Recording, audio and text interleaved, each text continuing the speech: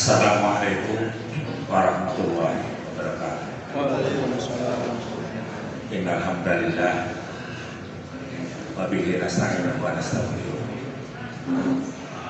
wa na'udzu bihi min syururi anfusina wa min sayyiati a'malina. May yahdihillahu fala mudilla lahu wa may yudlil fala hadiya lahu. Asyhadu an la ilaha illallah wahdahu la syarika lahu wa asyhadu anna Muhammadan abduhu wa rasuluh. Allahumma shalli ala Muhammadin wa ala ali Muhammad kama shallaita ala ali Ibrahim innaka Hamidum Majid. Amma ba'd. Wa ya ayyuhal ikhwan fiddin, usikum wa ya bi taqwallah. Ittaqullaha haqqa tuqatih wa la tamutunna illa wa antum muslimun. Qala Allah Ta'ala fil Qur'anil Azim, a'udzu billahi minasyaitonir rajim. Wa taqumu ummatu yad'una ilal khair wa ya'muruna bil ma'ruf wa yanhauna 'anil munkar wa ulaika humul muflihun. Wa qala ta'ala ya ayyuhalladzina amanu taqullaha wa qulu qawlan sadida yuslih lakum a'malakum wa yaghfir lakum dzunubakum wa may yuti'illah wa rasulahu faqad faza fawzan 'azima. Wa qala Nabi sallallahu alaihi wasallam inna asdaqal hadithi kitabullah wa khairal hadi hadi Muhammadin sallallahu alaihi wasallam asyarul umuri muhdatsatuha wa kullu muhdatsatin bid'ah wa kullu bid'atin dhalalah wa kullu dhalalatin finnar. Hadirin jamaah muslimin, jamaah pengajian dan saudara-saudara anggota pimpinan daerah Muhammadiyah, saya hormati saudara-saudara pimpinan cabang, kelompok, pemuda, lembaga yang ada di Muhammadiyah juga yang saya hormati, para pimpinan dari daerah Aisyah dan cabang dan Banting juga yang saya hormati, dan segenap hadirin yang tidak sempat saya sebutkan satu persatu yang saya hormati. Sebelumnya marilah kita panjatkan puja dan puji kehadiran Ilahi Rabbi yang mana Dia telah melimpahkan berbagai macam karunia-Nya kepada kita sehingga kita masih bisa sempat untuk bersilaturahim, bertatap muka, bertemu dalam rangka kita sama-sama melaksanakan salah satu program ketetapan dari Perserikatan Muhammadiyah Pangandaran, dan yang terutama kita melaksanakan salah satu kewajiban ibadah kita kepada Subhanahu wa Ta'ala, yaitu thalabul ilmi. Yang mana thalabul ilmi adalah merupakan salah satu ketentuan yang bersifatnya itu fardu ain. Setiap orang, setiap pribadi bahkan mempunyai waktu yang sangat panjang.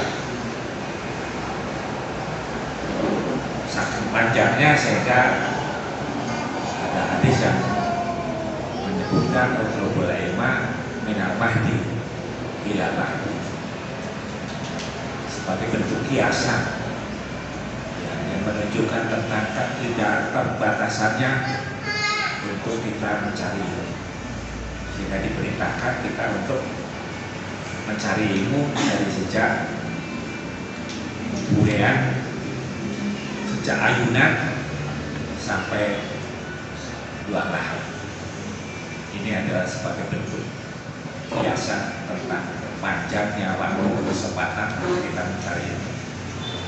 Dan urusan tempat dan lokasi juga dijelaskan bahwa tidak ditentukan kita mencari ilmu harus di negeri sendiri, tapi harus bisa jauh ke seberang, bisa juga kita lakukan. Hadirin yang berbahagia, mengingat waktu ini sudah jam 11 lebih, insya Allah nanti setengah jam kita manfaatkan untuk memanfaatkan kesempatan taklim kita ini. Yang akan saya sampaikan, yang akan saya bahas adalah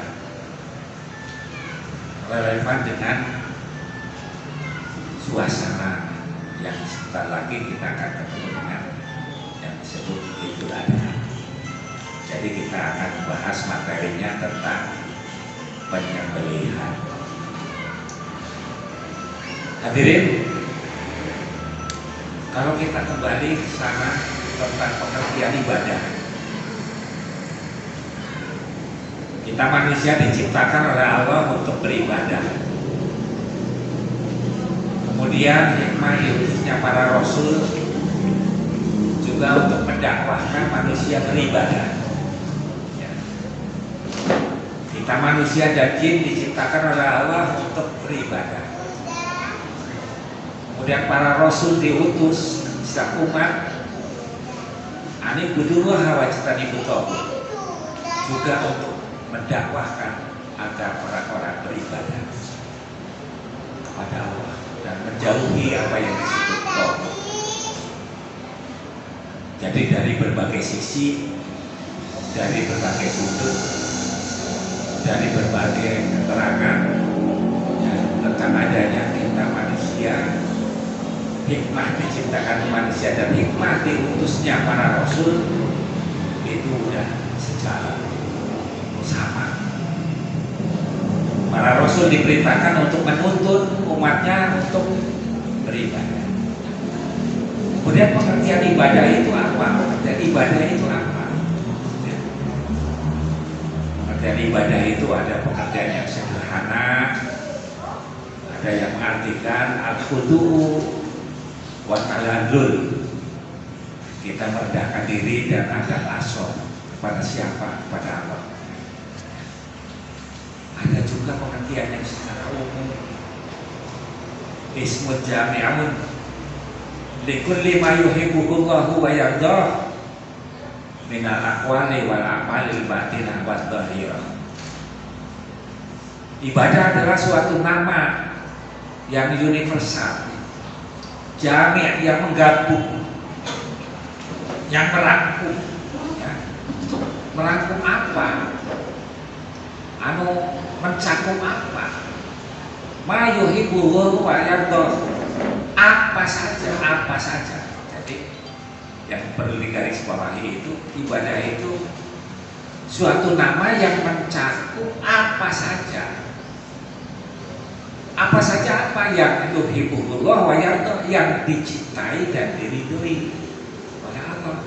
Ya. Jadi itu pengertian yang sangat luas, yang sangat universal. Ibadah itu mencakup segala apa saja yang namanya ma, itu ya. Ma itu ya apa saja. Mencakup apa saja yang diridhoi dan dicintai oleh Allah. Kalau kita kerjakan, kalau kita lakukan karena Allah, ya itulah ibadah. Jadi cakupannya itu sangat luas. Sementara kita itu keterbatasan ilmu, keterbatasan pengertian, mengartikan bahwa yang disebut ibadah itu hanya dengan ya sholat lah. Jadi sholat, puasa, ya, atau zakat, itu sebagian, saudara-saudara. Itu sebagian.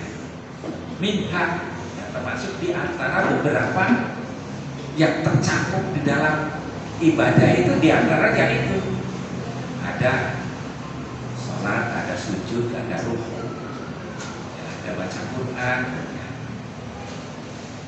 Karena saking luasnya pengertian ibadah, hadirin, maka mencakup berbagai macam hal, mencakup beberapa hal.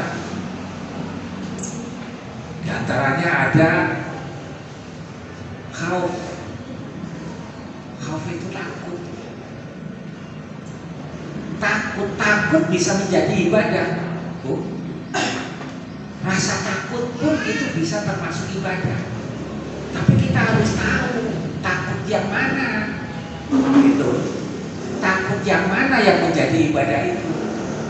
Padahal takut itu kan suatu sifat yang naluri, tobi'i, ya kalau dalam bahasa Arabnya itu tobi'i, tabiat. Yang tabiat itu diambil daripada tobi'i. Jadi ciplakan udah ada stempelnya gitu ya.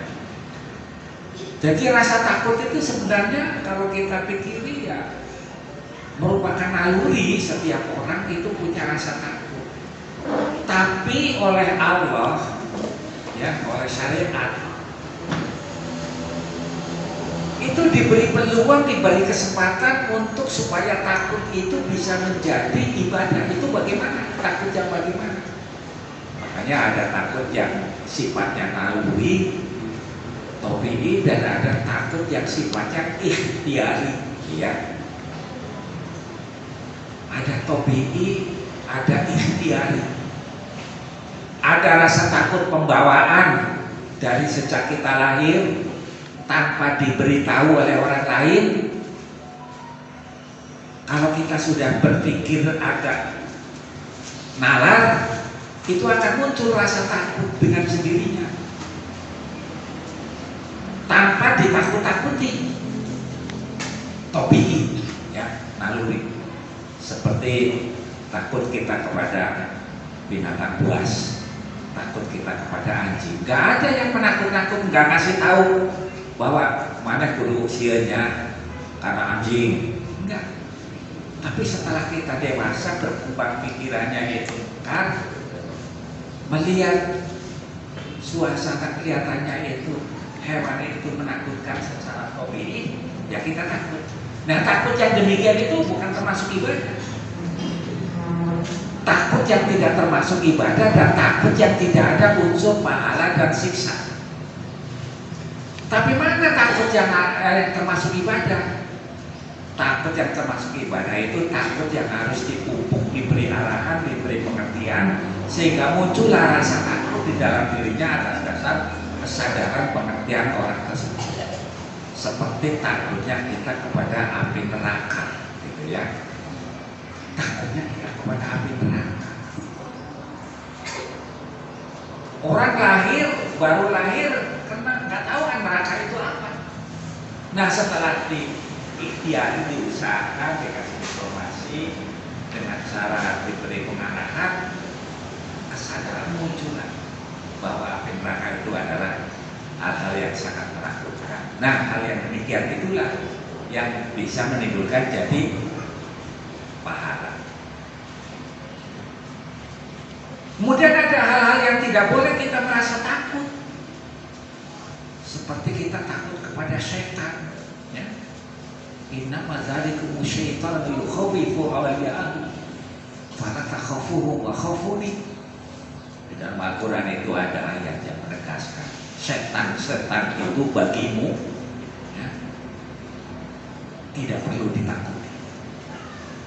Yang mana setan itu yukhawifu awliyahu, menakut-nakuti pada konco-konconya, pada kroni-kroninya, pada teman-temannya. Karena itu para takhafu, jangan kau merasa takut pada mereka, tapi wa khafuni, takutlah pada Allah. Kayak gitu ya. Jadi kita nggak boleh takut pada setan. Setan itu musuh, jangan ditakuti. Kalau musuh ditakuti, yo senang. Di berbagai kesempatan, di berbagai tempat, di beberapa ayat itu menjelaskan bahwa setan itu adu lakum, itu aduan. Setan itu adalah musuh, maka jadikanlah musuh. Kita mau berangkat ke pengajian males, ya males. Nah, rasa malasnya diturut tanda itu barang setan. Ya. Harusnya dilawan. Dan setan mah nggak bisa ngerat. Belum ada ceritanya orang itu kageran ke setan. Karena makat ngaji, sikile keserimpungan setan, tiba gedebuk, nggak ada, nggak ada. Tapi orang-orang pada takut. Nah ini ya, di dalam Islam harus diberi pengarahan, ya, diberi penjelasan agar rasa takut kita Nah, itu tersalurkan pada siapa kita takut dan pada siapa yang kita tidak boleh takut. Itu termasuk salah satu di antara, ada beberapa banyak ayat-ayat dan hadis yang menerangkan tentang rasa takut itu. La yakhafuna laumata laim, sifat orang mukmin tidak boleh takut la yakhafuna laumata laim, kepada celaan orang yang mencela. Jadi sifat orang mukmin itu harus kebal, harus kuat, harus tabah, harus sakti. Kalau ditakut-takuti oleh orang lain, kita tidak perlu takut. La yakhafuna laumata laim, ente mengkerek ku peda dicacat, ente kembung peda di alam kita, ya. Walaupun dia alam oleh semua orang yang bagaimana itu dipuji-puji, kita nggak merasa kembung dan tambah semangat, tambah apa itu getol, itu enggak. Kemudian kalau kita dalam keadaan kebenaran, dalam yang benar dan walaupun salah, sifatnya manusia itu tidak kekal di dalam kebenaran, ada salah ada benar. Kebetulan kita salah, apalagi kalau kita tidak salah, ada orang yang mencela kepada kita, kita tidak akan tergoyahkan karena celaan itu. La yakhafuna laumata laim, walaupun dicela bagaimanapun kita tidak akan merasa takut, tapi takutnya hanya kepada Allah. Nah, di antara beberapa hal yang termasuk ibadah itu diantaranya yaitu yang ada kaitannya dengan menjelang apa itu Idul Adha ini. Itu yang akan kita bahas adalah babul udhiyah, ya, babul udhiyah. Jadi bab yang ada kaitannya dengan sesembelihan. Jadi menyembelih itu menyembelih, ya para hadirin, yang merupakan hal-hal yang terbiasa kita temui di kehidupan kita sehari-hari. Urusan sembelihan itu bisa menjadi ibadah dan bisa menjadi bukan ibadah. Karena gara-gara penyembelihan itu, di dalam hadis sahih diterangkan ada orang masuk neraka karena penyembelihan, ada orang masuk surga karena penyembelihan. Ya. Gara-gara menyembelih, seorang bisa masuk neraka dan seorang bisa masuk surga. Nah, sebelum kita sampai kepada hadis tersebut, maka saya akan menyampaikan terutama yang ada kaitannya dengan al-budhiyah ataupun adzabhu, ya. Adzabhu, adzoha, al-budhiyah, sesembelihan. Itu kita akan menjelaskan tentang kalau ditinjau dari segi hukum, ya. Kalau ditinjau dari segi hukum sesembelihan yang ada di hadapan kita dan di kalangan kita dalam kehidupan kita sehari-hari, itu akan kita temui hukum penyembelihan itu ada yang hukumnya wajib, ya. Ada yang hukumnya sunat, ada yang hukumnya mubah, ada yang hukumnya haram, ya. Jadi ada 4, ya. Secara garis besar penyembelihan yang suka kita temui di kalangan masyarakat kita, kalau kita tinjau dari segi hukum itu ada 4. Pertama yang hukumnya wajib. Penyembelihan yang hukumnya wajib pada dasarnya bagi kehidupan kita sehari-hari, bagi yang tidak punya perilaku dan melakukan sesuatu syariat yang ditentukan, itu nggak ada yang wajib, nggak ada, semuanya nggak ada, ya. Nggak ada yang hukumnya wajib mencit, itu nggak ada, terkecuali karena kasus-kasus tertentu. Seperti kasusnya saudara-saudara kita ataupun yang ada kaitannya dengan manasik haji, ya, yang ada kaitannya dengan manasik haji. Bagi saudara-saudara, bagi kita yang melaksanakan ibadah haji ataupun akan melaksanakan ibadah haji, itu ada aturan-aturan, ada rambu-rambu tertentu.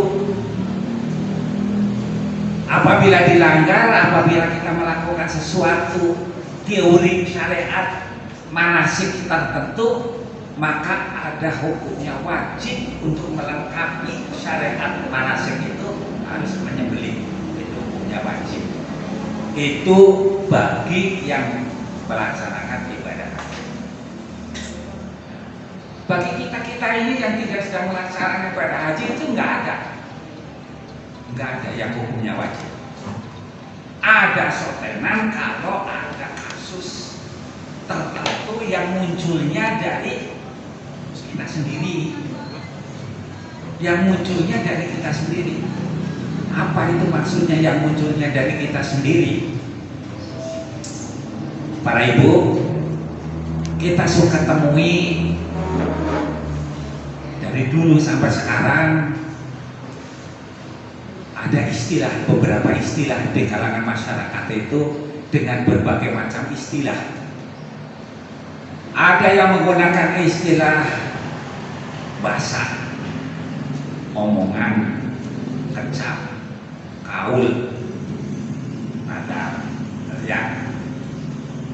Wong Jawa kaul. Kaul itu dari kaul. Kola yang ulu kaul, ucapan yang kecap-kecap keren, gitu ya. Jadi bagi siapa orangnya yang buka omongan, gaduh omongan apa saja, kalau omongan itu relevan dengan ketaatan kepada Allah, ada unsur ketaatan kepada Allah, maka itu menjadi hukumnya wajib. Bila mana dilanggar, ada kafarohnya, ada tebusan untuk menghilangkan dosa daripada omongan itu. Jadi diurangnya para wakil, para ibu, sok ayah bahasa. Ayah beberapa istilah, boga kecap, boga bahasa, ya. Kurang boga bahasa di mana budak kayak lulus ujian, rekano itu bahasa kan. Boga kecap. Nah itu hal-hal yang seperti itu sebenarnya Allah itu enggak. Sebenarnya Allah ataupun agama itu enggak mewajibkan orang itu harus begitu. Karena di dalam hadis dijelaskan orang-orang yang suka mengucapkan janji-janji, omongan begitu itu sebagai suatu tanda kebahilan daripada seseorang. Dalam membuat lulus ujian, sodakoh.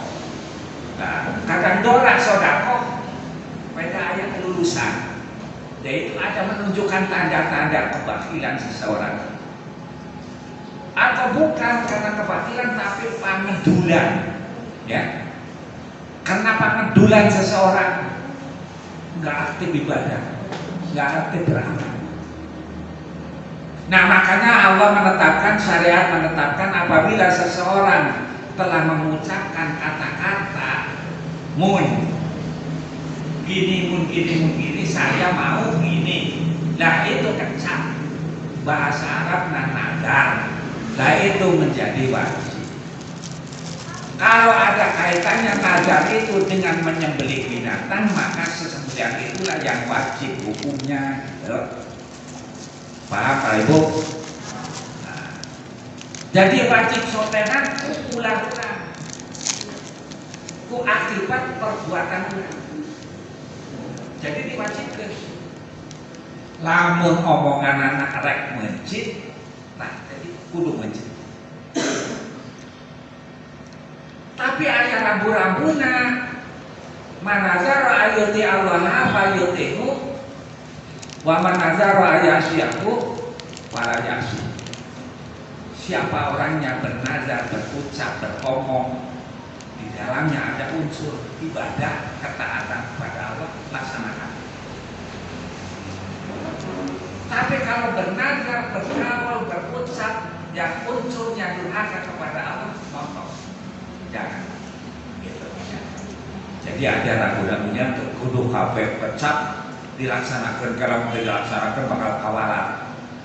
Budak kamu nunggu cabur, tadi na orang boga kecap rekio, tapi itu dilaksanakan jadi kering deh, gara-gara kalau ucapin jadi kering deh kan gitu ya. Jadi artinya kalau ada unsur ibadah, unsur ketaatan pada Allah laksanakan, kalau tidak ada ya jangan. Terus, jadi ada hukumnya wajib cuman itu ya. Sekarang yang hukumnya sunat udah jelas, seperti apa akikoh. Akikoh itu apa?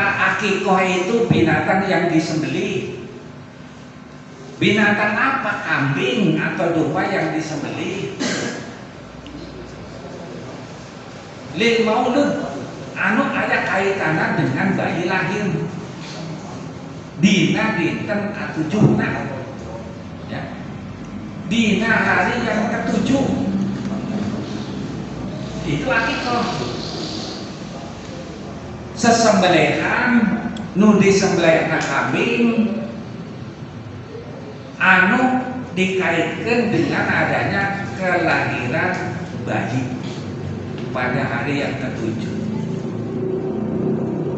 Bukan alaman aki-aki ini di akikohan ya. Enggak ada akikoh orang udah 70 tahun, enggak ada orang 40 tahun akikoh, enggak ada.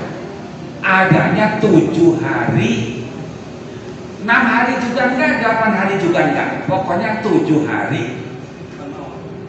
Pada hari kelahirannya itu pun disunatkan bagi walinya, bukan anaknya yang dibebani kewajiban itu. Sunat itu bukan anaknya kan bayi lahir. Bayi itu kan nggak tahu apa-apa ya. Itu termasuk kelompok yang rufi'al qalamu an salasin, tidak punya buku catatan, tidak punya buku rapot ya. Bagi mereka yang masih anak ya, rufi'al qalamu an salasin tidak punya, apalagi bayi. Jadi pada hari yang ketujuh, siapa yang terkena hukum syariat itu? Wali ataupun jelasnya orang yang mempunyai tanggung jawab untuk memberi nafkah pada hari yang ketujuh. Dan pada hari ketujuh itu di samping menyembelih itu ada memberi nama, ada mencukur ya. Mencukurnya apa? Mencukur gundul. Bukan dicukur 7 orang, maju 1 trek, ganti deui, trek, ganti deui, bukan itu. Mencukur gundul, dicukur semuanya, nanti ditimbang, bawa ke tukang salon atau panggil tukang salon suruh nyukur. Nanti kalau kelengkapannya rambutnya ditimbang berapa gram, dinilai berapa harganya, terus disedekahkan. Nilainya itu kepada diuangkan, sedekahkan kepada fakir miskin. Nah, kembali kepada penyembelihan, apa itu akikoh. Memang ada kalau ada keterangan. Kalau nggak bisa pada hari 7, bisa hari yang 14 atau 21 dan seterusnya. Itu pendapat yang dhaif. Kedudukannya hadisnya dhaif, keterangannya itu dhaif, nggak bisa untuk pakai landasan. Yang jelas sudah lewat 7 hari nggak diangkok, ya udah. Itu yang sunat akikoh. Kemudian yang keduanya kurban. Seperti kurban biasa yang akan kita laksanakan, karena namanya kurban itu kan takarrub untuk mendekatkan diri kepada Allah. Jadi hadis yang menerangkan adanya orang yang punya keleluasaan rezeki kemudian tidak berkurban, malah yakobanna musholana, janganlah kau mendekati musola kami. Hadisnya dhaifun, hadis mauquf dan derajatnya dhaif, jadi nggak bisa dipakai. Yang sah itu hanya sudah 7 hari, pada hari ke-7 udah lewat ya udah. Itu yang sah, yang sahih. Di dalam kitab ini Subul Salam ya, syarah dari apa itu bulugul maram itu dijelaskan begitu. Hadisnya dhaif. Dhaifnya itu karena mauquf. Itu yang sunat, ya. Yang mubah, apa mubah itu artinya dalam bahasa Arab, bukan mubah bahasa Sunda, ya. Kalau mubah bahasa Sunda itu nggak ada manfaatnya, ya udah. Tapi mubah dalam bahasa Arab itu apa? Ayubi mubahun, kebolehan. Artinya kebolehan anu kayak mana? Rek mencit empek, rek teu mencit empek. Rek mencit menang teu menang ganjaran, teu mencitnya teu disiksa. Nah, pencitan yang mubah itu seperti mencit-mencit yang buat untuk kita makan biasa, yang diperjualbelikan, gitu ya. Rek dahar pakai daging empek-empek, rek pakai daging saung yang empek, rek pakai daging pakai jantung pisang yang empek, rek pakai jantung kerbau yang nggak akan mendapat pahala, nggak akan suka. Itu yang biasa mubah, gitu ya, yang biasa untuk kita makan. Tapi sekarang yang haram, para ibu, yang kita harus waspada, jangan-jangan kita nanti akan terlibat, terjerumus kepada yang haram, ya. Di dalam ayat ketiga, kalau nggak salah dari surat Al-Maidah itu kan hurimat alaikumul maitatu waddam. Terus kesananya itu wa ma'uhila bihi lillahi. Binatang-binatang yang disembelih motifnya bukan karena Allah. Binatang yang disembelih yang motifnya bukan karena Allah, yang motifnya karena berhala, ya. Wa ma'uhila bihi lillahi, bukan karena Allah tapi karena berhala. Nah, ini yang jelas itu haram. Haram mencita, haram dagingnya. Sehingga untuk memperjelas kepada keharaman itu dalam kelompok penyembelihan haram yang mengakibatkan fatal bagi pelakunya, ada sebuah hadis yang berbunyi, yang menerangkan di sini tentang kejadian ada gara-gara orang menyembelih laler, ya. Ada gara-gara orang menyembelih laler bisa masuk surga dan menyembelih laler bisa masuk neraka. Laler ini. Ada gara-gara laler.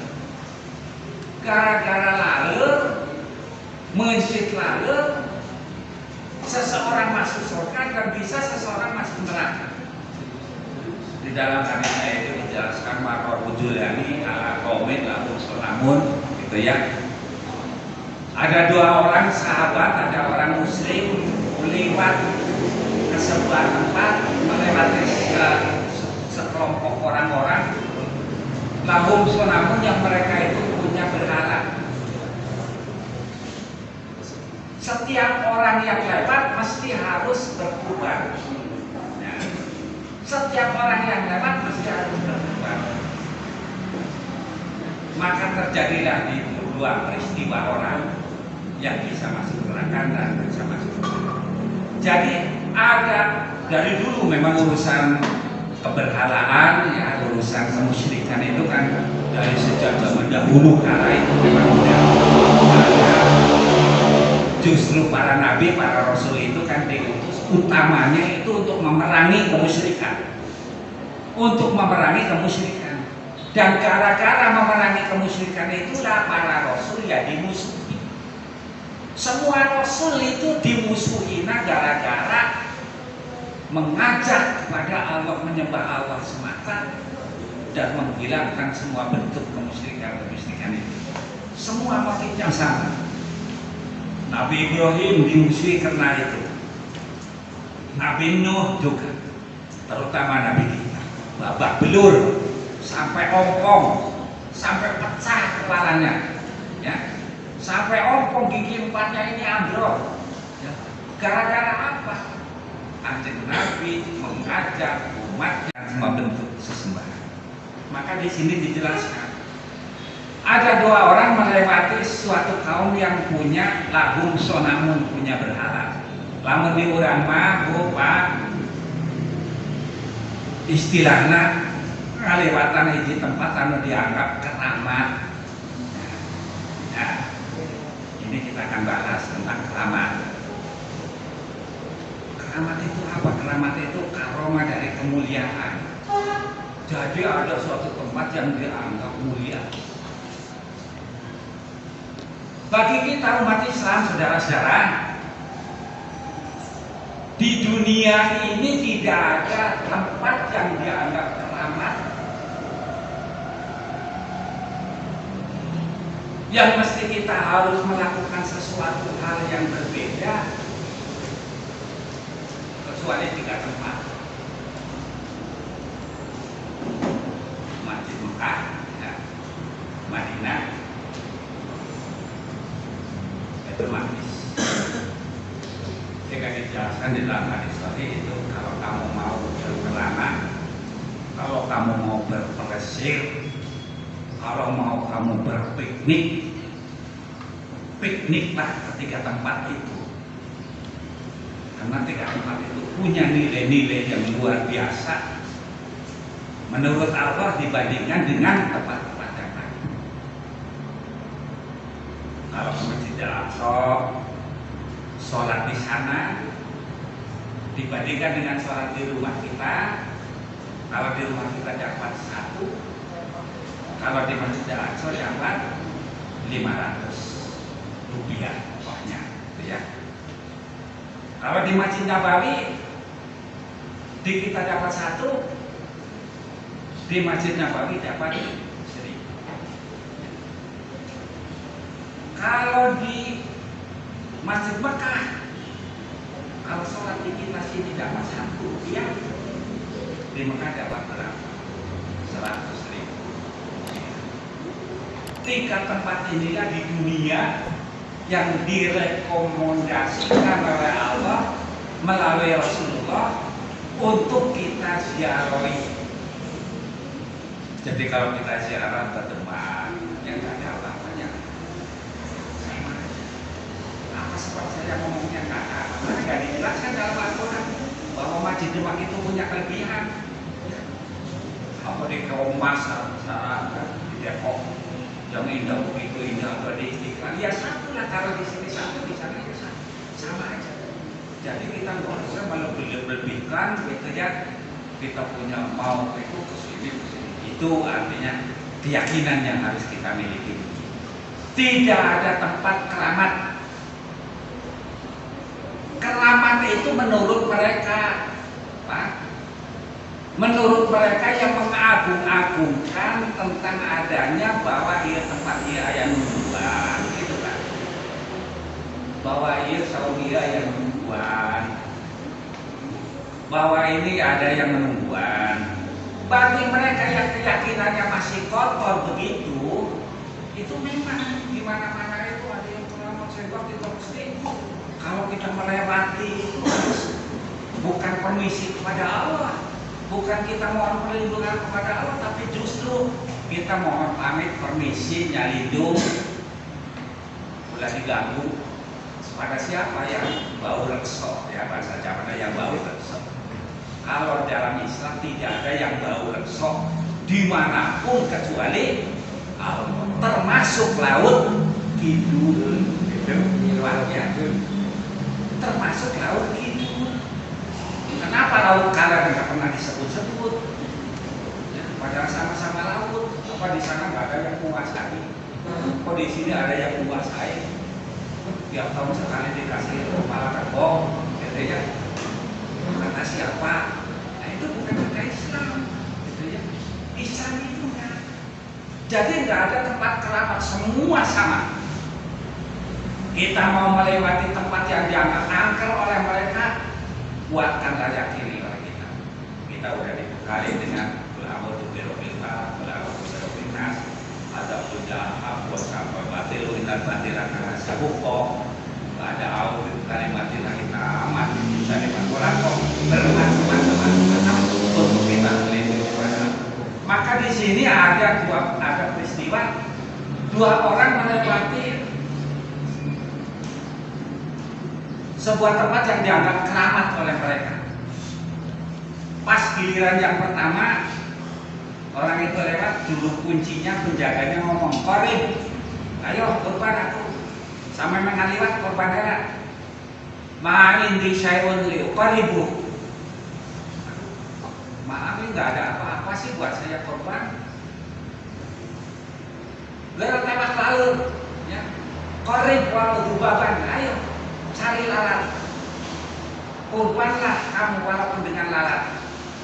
Pakorob batu baban, pakon sabilah, nggak pernah. Ya. Maka orang itu nurut mencari lalat, terus lalatnya dipites, ya. Di sebelah kan nggak bisa dipites, terus ditaruh di tempat berhala itu, kemudian pakon sabilah. Ya oke, langsung sana. Tapi oleh Kanjeng Nabi dinyatakan dasarana, dia masuk neraka. Datang satu lagi, yang satu giliran yang satu lagi. Ayo, giliran mana? Kurban. Ma'ana ubarifu. Ya, aku tidak akan berkurban kepada ahadin, pada siapapun, pada salah satu apapun, ilallah, kecuali hanya kepada Allah. Itu jawaban anak. Ari tadi anu hiji mah jawabna aku makan apa-apa bukan apa-apa campur di masjid. Alternatifnya mencari lalat.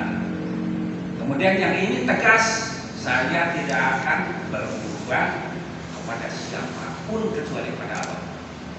Maka sabab jawaban anak itu ditigas kena mawat, terus gak jannah, masuk ke surga. Jadi ini hadirin yang berbahagia. Yang mahal apanya? Yang mahal ini akidahnya nih, keyakinannya, bukan lalurna. Lalur nggak ada punya nilai apa-apa walaupun satu truk. Lalur di padahal dijual nggak akan laku, gitu ya, nggak ada nilainya. Tapi bukan lalurnya yang dilihat oleh Allah. Yang dilihat adalah persis seperti kita berkurban.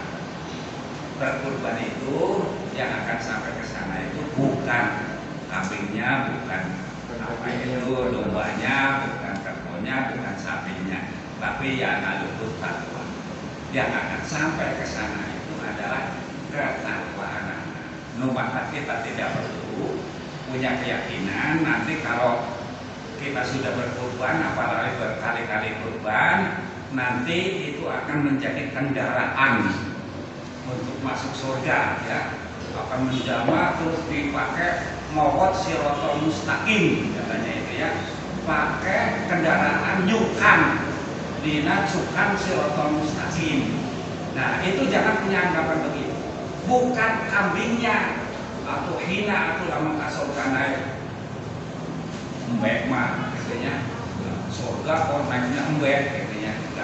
Jadi artinya yang akan sampai ke sana yaitu takwanya, bukan nilai jenisnya. Makanya seperti tadi yang disebutkan dalam usaha penyembelihan apa itu larangan. Jadi dengan demikian hadirin yang berbahagia yang perlu kita garis bawahi, di dalam kita menyembelih itu motifnya kan banyak, ya terutama yang haram-haram itu. Ada yang namanya buat apa itu syarat hasanah, gitu ya. Ada syarat, ada yang tumbal, ada yang sesajen. Maka itu biasanya apa itu yang biasa untuk sesajen sendiri itu ada kriteria sendiri yang ditegaskan oleh para dukun. Mun ember biasanya untuk wedhus kendit. Wedhus kendit itu lamun belum ya belum, tapi di tengahnya yang melintang bodas seperti orang. Lamun hidupnya itu wedhus kendit. Lamun hayamnya kudu hayam cemani. Lamun seperti ada karan itu eta tadi belis Pak Ibu. Lamun Islaman begitu. Kurban bukan disyaratkan harus yang begini, tapi yang sehat, yang gemuk, begitulah, yang tidak akwar, kepencang sebelah, kepengkrang sebelah. Nah, antaranya itu nggak ada tanda-tanda yang lain. Tapi kalau di Jawa itu kan ada istilah mun ayam kemanggang cara wong Jawane sing dipanggang yang dibelek dibakar itu dikumpulkan dina yang mata tengok atau naon itu lah kumpulin tanah ayam tahu abon ayam pahit sama-sama tak itu kumpulin tanah lah eta nya lamun jangan duren itu ayamnya anu bisa diingkung karena ada diingkung di Jawa ya istilah kepitingnya kemanggang apa kemingkung. Kemanggang itu artinya bukan terlalu kecil dan bukan besar. Buat disembelih, dibelek, terus dibakar pakai sesajen. Namun kemingkung yaitu yang buat kenduri. Zaman 50 ada berhiji dicemil-cemil. Nah itu zaman itu persyaratan. Nah dalam Islam dalam urusan penyembelihan termasuk kurban pun itu persyaratannya hal-hal yang masuk akal ya. Kalau itu ulah nunggus gaya dagingan sehat, ulah nunggus ini aki-aki yang disembelihnya dan sebagainya. Itulah barangkali hadirin yang berbahagia dalam rangka kita menghadapi Idul Adha, kita persiapkan memperkuat akidah kita, jangan terjebak di dalam urusan penyembelihan itu yang ada untuk motifnya bukan karena Allah. Barangkali yang bisa saya sampaikan segini dan terima kasih atas perhatiannya. Tapi tidak lepas saya kasih waktu sebentar ya. Barangkali ada yang kurang paham, silakan. Ini sebentar lagi ada.